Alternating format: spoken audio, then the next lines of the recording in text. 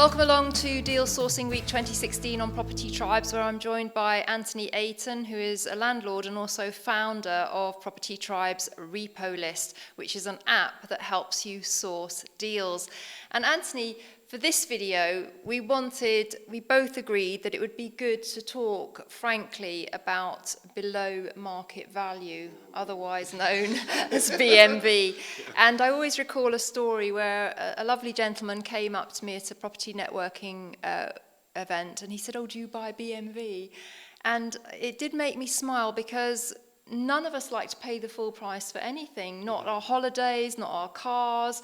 You know, we do want to bargain and feel like we've got a deal. And property is no different. Everybody, even homeowners, should be considering looking for a deal. But to me, my kind of bugbear about all of this is that BMV is a tactic, it's not a strategy. Yeah, I completely agree. I mean, it's just really an item of language, isn't it? If I gave 100 people £1,000 and sent them to a car auction and said buy a car, this is what would happen. About 65% of people would get about £1,000 worth of car. The rest would be evenly distributed, with people that pay that get £1,000 worth of car for 900 quid, and people that lose £100. That is the standard distribution curve. It applies to everything, whether you're buying shares, cars, property, clothes, whatever. The issue that I have with it is how it's marketed as almost like a secret door that you can open, so that there's a shop where you can go and you can buy a property that's 25% discounted from its market value. If that shop existed, you and I wouldn't be having this conversation. I'd be down that shop right now, buying everything. And I disagree with it for a number of reasons. The first reason is that there is always going to be a variance in valuation. So the Royal Institute of Chartered Surveyors states that surveyors, when they're valuing property, have a variance of about 20%. That's the margin for error. And against that basis, I don't understand how somebody can offer a 15 or a 17% discount on property, particularly when they have no training and very often have never visited the property in question. The other point about it is that when I look at the kinds of people that use this language and the sorts of properties that they give as being below market value, what I'm often seeing is somebody saying, this house, if you spent 50 grand on it, would be worth £250,000. It's currently worth £200,000, but that's because it's in messed up condition. That is not below market value. That is just the property at its value. So, I mean, really, in my opinion,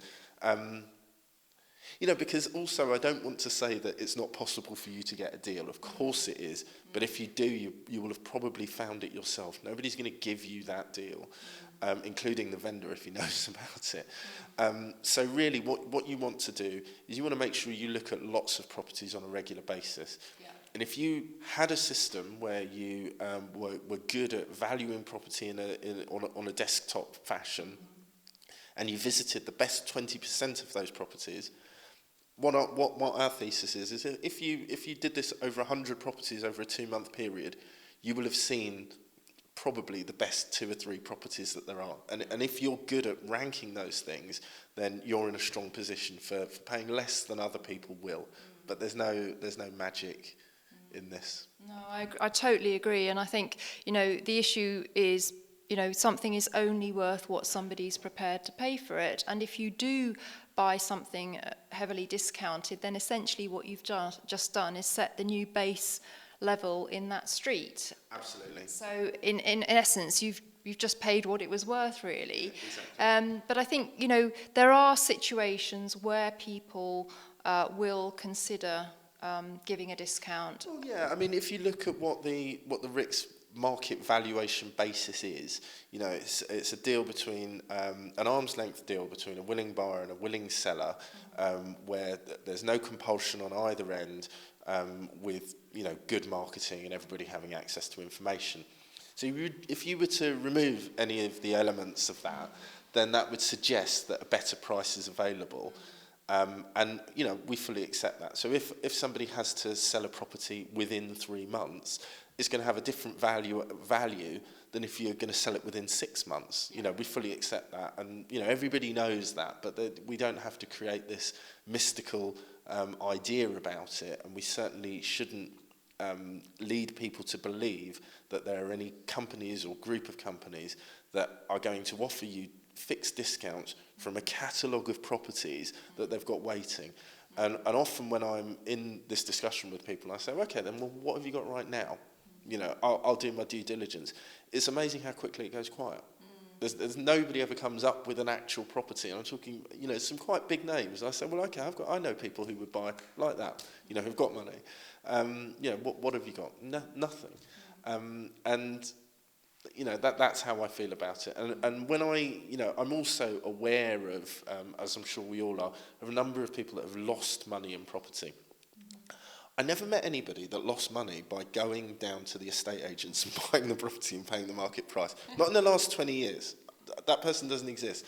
I've met plenty of people that have lost money buying off-plan new build, discounted, buying discounted property in areas that they don't know or understand.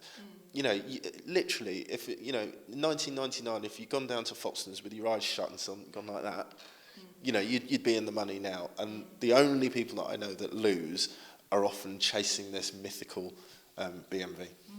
This term BMV, below market value, which we're discussing here, it does almost seem to be used in a different space. I don't see landlords and professional property buyers using it. It does seem to be used in more of the wealth creation side of the industry.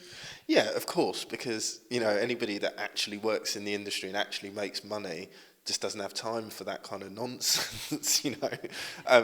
You know, what they'd say is, I bought this for, you know, X, I did this to it, I got it valued, and now it's worth Y.